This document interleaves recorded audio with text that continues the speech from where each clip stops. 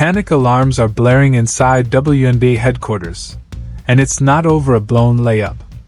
Analysts warn 2026 might be Caitlin Clark's final year in the league. Yes, you heard that right. And the concern isn't from players, it's from the top. So here's the question: how does the WNBA survive without its biggest star?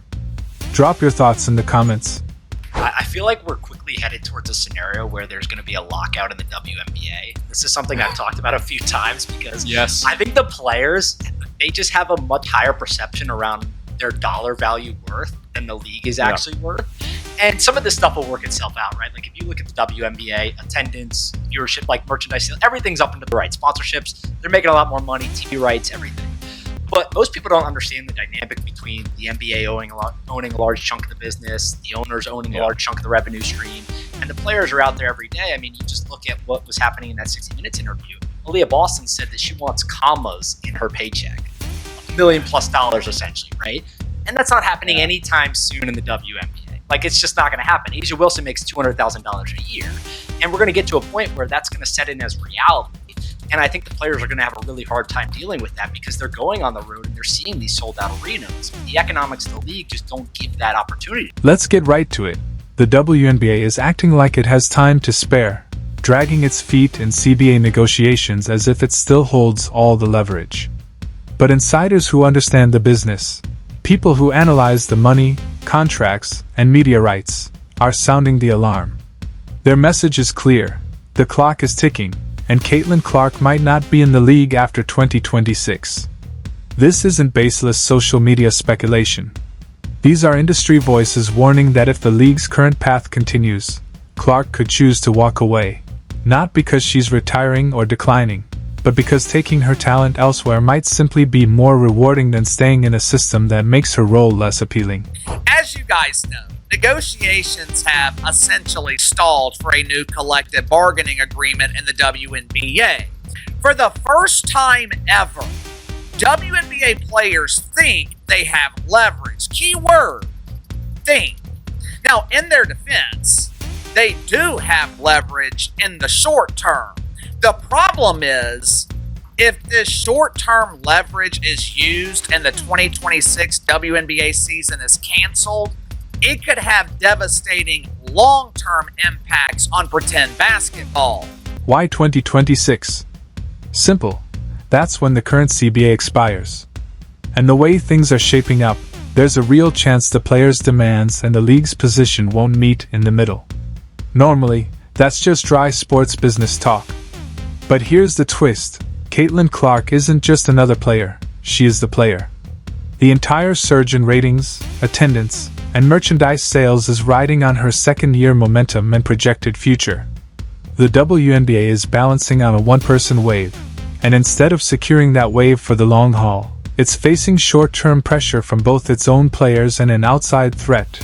Unrivaled which is dangling massive checks in front of the same stars the WNBA must keep to stay relevant.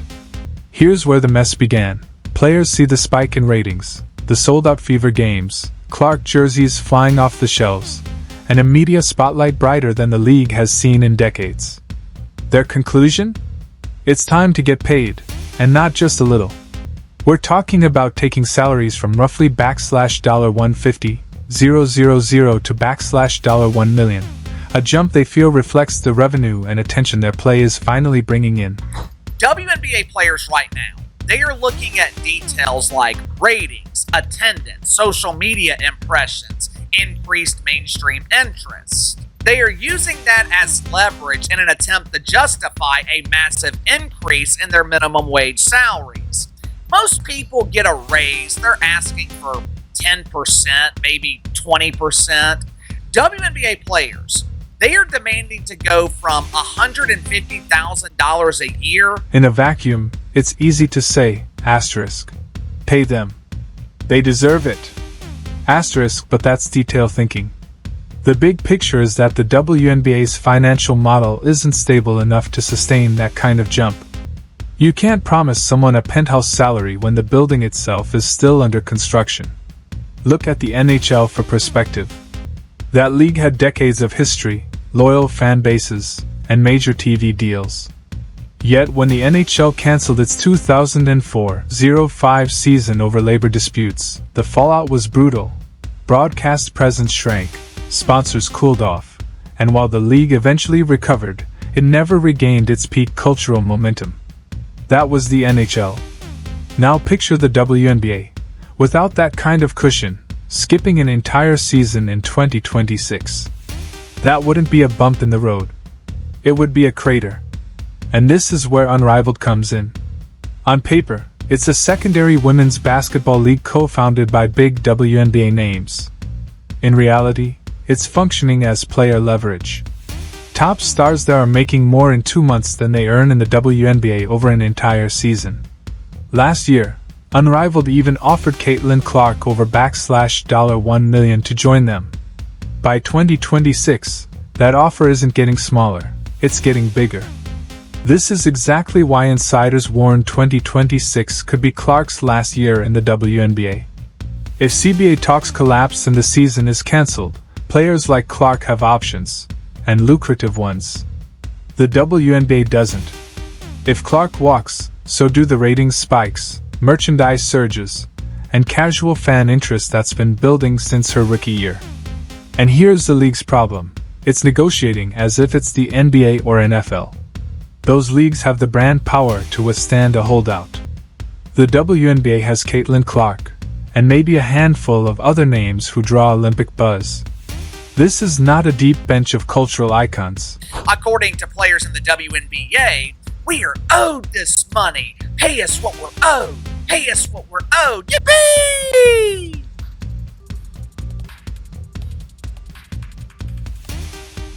The only thing WNBA players are thinking about is getting paid now. They're not thinking about the future. They're not thinking about the long-term viability of the league. They're not thinking about what happens if this sudden increase in growth is not sustainable. Players believe Unrivaled's early success proves they have lasting leverage. But success here is relative. Yes, the league reported $27 million in revenue its first year. But profit? Zero. They're relying heavily on media partners like TNT to keep cutting big checks. And if those numbers dip, so does that safety net players think is guaranteed.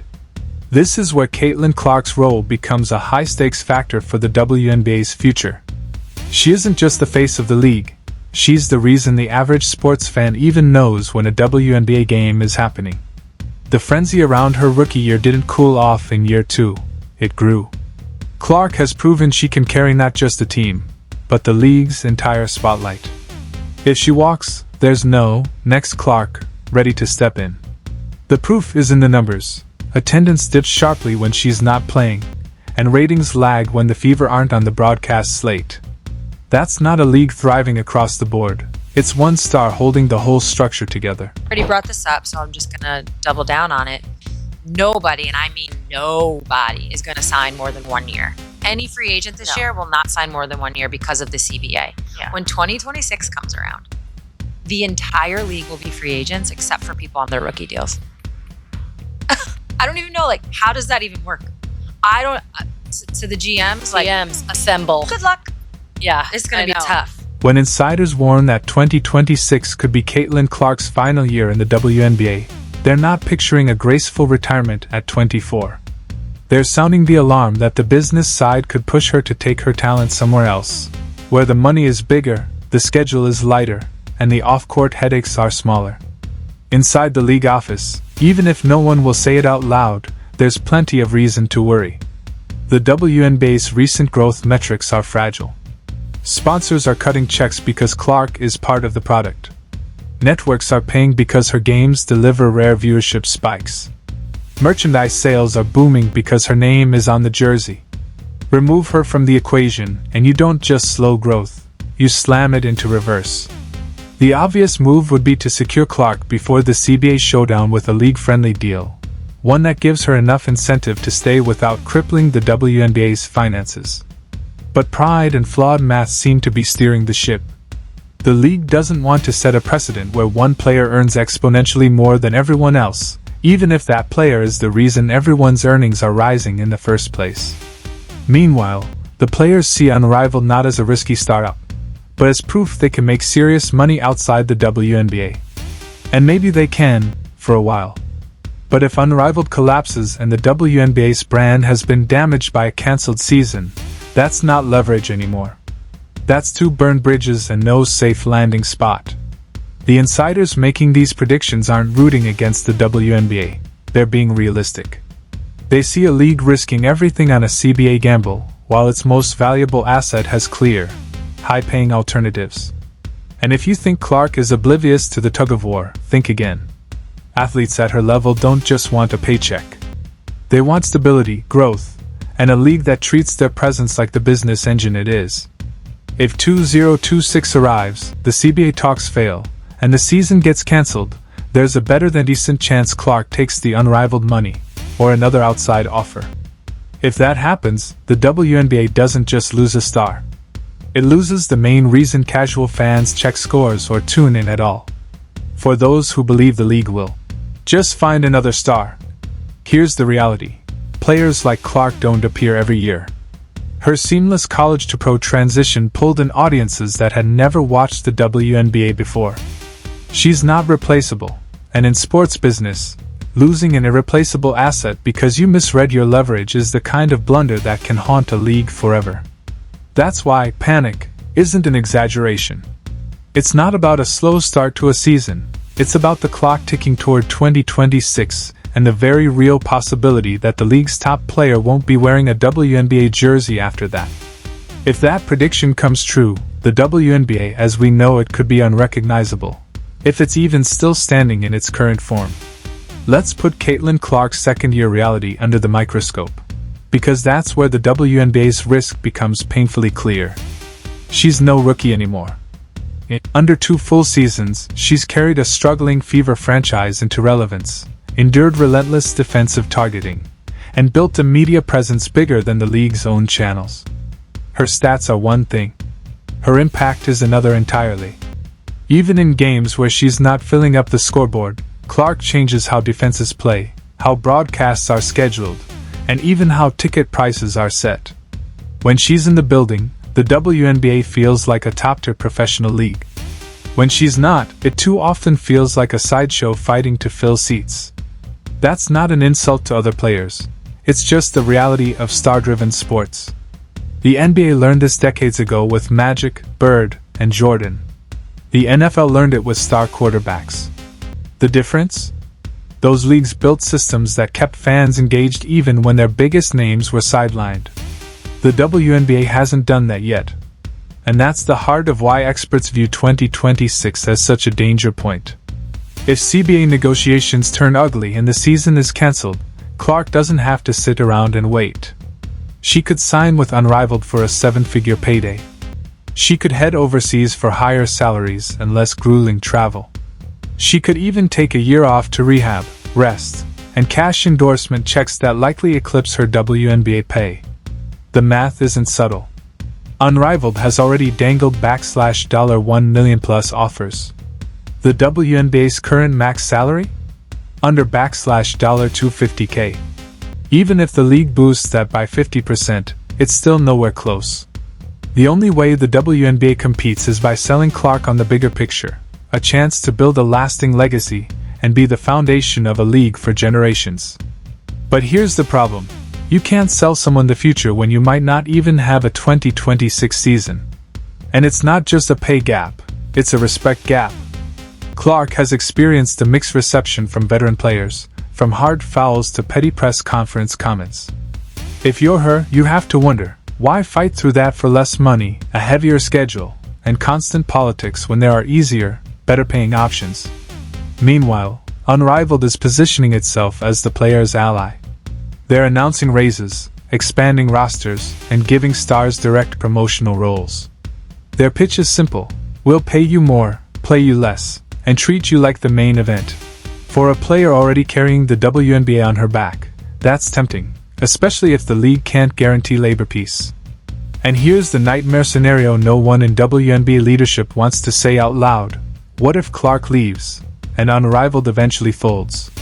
That's a double disaster. The WNBA loses her now, the competitor dies later, and the league's brand is too damaged to bring her back. By then, sponsors will have moved on, casual fans will have tuned out, and the WNBA could be back to depending on NBA subsidies just to keep the lights on. This is why panic isn't an overstatement. It's not because Clark hates the WNBA or wants to walk away from her fans. It's because the league's current business approach could make leaving the most logical move she could make by 2026.